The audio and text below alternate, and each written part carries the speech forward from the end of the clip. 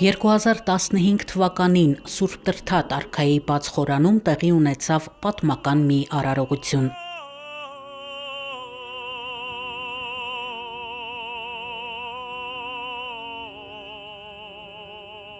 Հայոց մեծ եղեռնից 100 տարի անց 2015 թվականին ապրիլի 23-ին Գարեգին II ամենայն հայոց կաթողիկոսի և Մեծիտանն Կիլիկիո Արամ I կաթողիկոսի կոնդակով սրբադասվեցին հայոց ցեղասպանության զոհերը։ Սրբադասման արարողության ընթացքում ուղիղ միացմամբ աշխարհի տարբեր երկրների հայկական համայնքները եկեղեցիներում հավաքված մեծ էկրաններով հետևում էին Սուրբ Էջմիածնում կատարվող արարողությանը։ Երբ նայում ենք մեր եկեղեցու պատմությունը եւ փորձում ենք հասկանալ, թե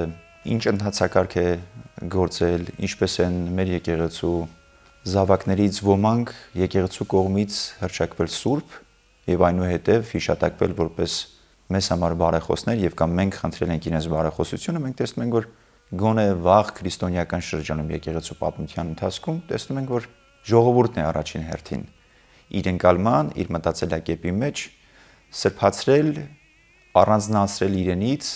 անհատի կամ հավաքական որևիցե մի խմբի եւ իր վերաբերմունքը դրսևորել նրա բարեպաշտական սրբակենցաղ կյանքին եւ կամ արարքներին ու կամ ստեղծագործություններին։ Հետևաբար հայոց ցեղասպանության մեր սուրբ նահատակների մասին խոսելիս պետք է նկատի ունենանք, որ այդպես հստակ թվական, որ ասենք ժողովրդի մտածելակերպի մեջ այս պահից սկսած ձևավորվեց այն կարծիքը, որ իրենց հավատքի եւ կամ իրենց տեսակի, իրենց ինքնության համար իրենց կյանքը տված մարդիկ այլևս սուրբ են, հստակ թվական չեն կարող նշել։ Բայց մենք կարող ենք հիշատակել բոլոր այն գործողությունները կամ այն թվականները, որոնք որ եղել են մեկնարկ եւ կամ գործընթացի շարունակականության որպես հավաստիք, որ եկեղեցին փորձել է եւ եկեղեցին հնարավոր բոլոր ջանքերը գործադրել է, որպեսզի իր վերջնական հանգրվանին հասնի այն մտայնությունը, որ արդեն իսկ հայ ժողովրդի մեջ ձևավորվել էր իրենց նահատակների վերաբերյալ։ Ուրեմն 1919 թվականին արդեն սկսվեց այդ գործընթացը, որովհետև օրվա կաթողիկոսը հրահանգեց, որպեսի հատկապես ներողություն, պատրիարքը, Կոստանդնապոլսի պատրիարքը սկահանդես իրականացրեց փորձի մեջ ի հիշատակ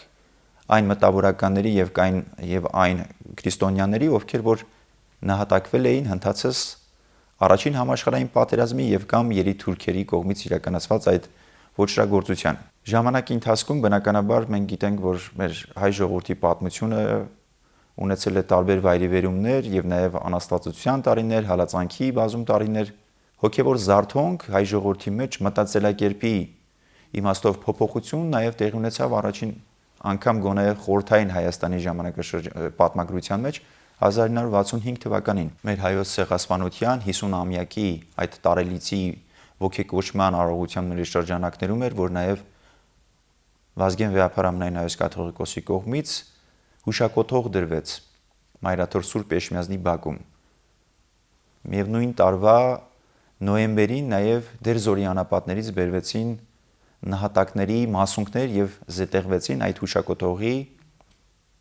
հիմքերում։ Եկեղեցական պատմագրության մեջ էլ երբ որ մենք տեսնում ենք առաջին հերթին նման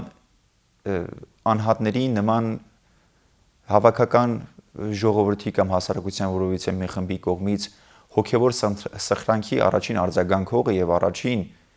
արձանագրողը լինում է եկեղեցին։ Հայաստանը ապրում էր խորհրդային տարիների սահմանափակումների, նորանկախ պետության դժվարությունների, պատերազմի ու երկրաշարժի հետևանքների հաղթահարման շրջան։ 2005 թվականին Գարեգին II ամենայն հայոց կաթողիկոսի տնօրինությամբ ստեղծված հանձնախումբը կազմում ունենալով ներկայացուցիչներ նաև Մեծիտանն Կիլիկիո կաթողիկոսությունից իմի բերեց արարողության կանոնական տեքստը, շարականները։ Գարեգին II-ի հանձնարարությամբ պատրաստվեց Արցախյա մասունքարան, որի մեջ զետեղվեցին նահատակների մասունքները։ Սրբադասման կարգը հաստատելու համար հրավիրվեց եպիսկոպոսական ժողով, որին ներկա էին հայ առաքելական եկեղեցու նվիրապետական բոլոր աթոռներից ներկայացուցիչներ։ Մի հաշվարկով 600 տարի, մեկ այլ հաշվարկով 400 տարի մեր հայ առաքելական Սուրբ եկեղեցին նման արարողություն չէր իրականացրել։ Դեռևս չհերկված տեսակետն այն է, որ ժողովրդական ընկալման արդյունքում է, որ եկեղեցին այլևս այդ ակտը, այդ գործողությունը վերջնական դրոշմը դրել է տվյալ անձի վրա, հռչակելով որպես սուրբ, որովհետև անկախ նրանից եկեղեցին սուրբ կհռչակի թե չէ, եթե ժողովրդական այդ ընկալումը չկա, բնականաբար եկեղեցին չի կարող ներմուծել կամ ներածել ժողովրդի մեջ այդ գիտակցություն, այլ ճիշտ հակառակը։ Ընկալումը եւ նաեւ հոգեվոր բարոյական պահանջը գալիս է առաջներթին ժողովրդի ներսից, ժողովրդի մտայնությունից եւ իրենց ապրումներից։ Եկեղեցական արարողությունը դա վերջնական հանգրվանն է, որ բերում հասնում է արարողությամբ տվյալ պարագային մեր նահատակների սրբադասմանը, երբ ապրիլ 23-ին Մայրաթոր Սուրբ Էջմիածնում ամենայն հայոց կաթողիկոս Գարեգին II վեհափար հայրապետը եւ Մեծի տան Անգելիկիո կաթողիկոս Արամ առաջինը համախումբ ունենալով Հայաստանյաց առաքելական Սուրբ եկեղեցու մեր բարձրագույն հոգևոր իշխանությանը եպիսկոպոսած դասին իրականացրեց սրբադասման կարգը եւ Սուրբ խորանից հռչակեց նահատակներին հայոց ցեղասպանության նահատակներին սուրբ նրանց, որոնք որ իրենց կյանքը տվել էին հանուն իրենց հավատքի եւ հանուն իրենց հայրենիքի։ Մեր եկեղեցին չի տարանջատել հանուն հավատքի եւ կամ հանուն հայրենիքի նահատակվածներին։ Դրա վարվկայությունն է նաեւ Սրբոց Սուրբ Վարդանանք, որոնք որ պայքարեցին, նահատակվեցին եւ մենք հիշատակում ենք իրենց մեր եկեղեցական տոնացույցի մեջ, նշելով որ վասն հավատո եւ վասն հայրենիած իրենց կյանքը տվեցին։ Ապրիլի 24-ը Սուրբ Նահատակների հիշատակության օրն է։ Այսօրը հոգեհանգստի արարողություններին փոխարինել է հիշատակության բարեխոսության կարգը։ Տեր Արսեն Քահանա Միրզոյանը Գերմանիայում Մարբուրգ քաղաքի Ֆիլիպս համալսարանի Աստվածաբանության ֆակուլտետում պրոֆեսոր Կարլ Սպինգերայի գիտական ղեկավարությամբ աշխատել է հայոց ցեղասպանության նահատակների սրբադասումը հայ առաքելական եկեղեցու կողմից 2015 թվականին դոկտորական թեզի վրա։ Ցեղասպանությունը ինքը նաև շարունակական բնույթ ունի, ինչպես մեր եկեղեցու, ինչպես մեր հայ քրիստոնյաներ, այնպես համաքրիստոնեական ողջ պատմության ընթացքում եւ առավել եւս հիմա, բայց մենք տեսնում ենք, որ քրիստոնյաներ մերձավոր արևելքից սկսած մինչեւ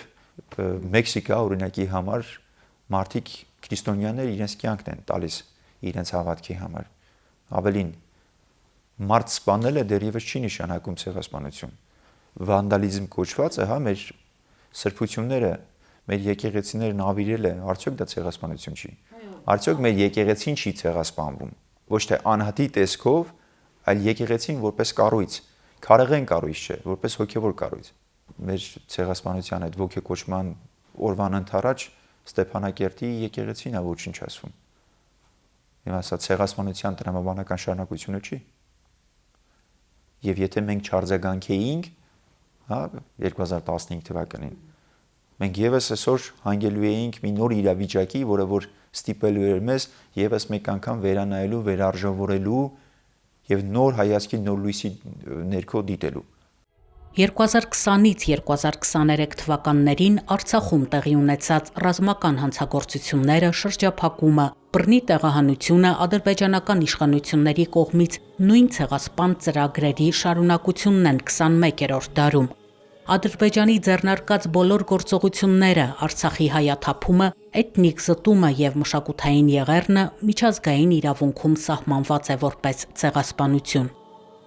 Ապրիլ 24-ին կատարվող բարեխոսական կարգի Սուրբ Պատարագի ընթացքում Ծիծեռնակաբերդում հարգանքի տուրք մատուցելիս մարդիկ խնդրում են հայոց ցեղասպանության նահատակների բարեխոսությունը Հայաստանի, հայության, այդ թվում 21-րդ դարում հայրենազրկված արցախահայերի համար։